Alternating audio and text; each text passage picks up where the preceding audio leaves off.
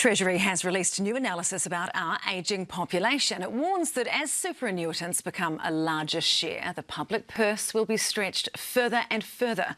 But as Zane Small reports, a sharp rise in pensioners continuing to work is helping to alleviate the pressure. Dr Louise Sinden Carroll is old enough to get the pension, but she chooses to keep working. I retired and we did a few things, and I wrote a few books and I did a few other things and played with the grandchildren, did gardening and stuff.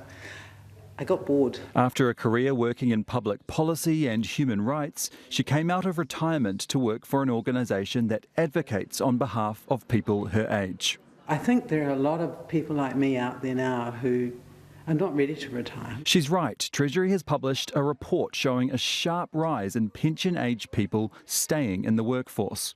For example, in 1993, labour market participation of 65 to 69-year-olds was around 10%. But as you can see, it's been steadily rising and now sits at nearly 50%. Treasury says it is hard to overstate how profound this change has been, adding that along with increasing female labour force participation, this has mitigated the fiscal and economic impacts of an ageing population. We're a growing group of self-sustaining people. But for some superannuitants, working is not a choice. More and more of our elderly people are renting. The pension system is predicated upon the idea that you own your home, you don't have to make mortgage payments, and so you can afford to live off a lot less income. If you've got rent, you still need to go to work. Trade Me data out today shows the median weekly rent in August was $640, 3.2% higher than the same time last year. And of course, cost of living pressures aren't just affecting one age group.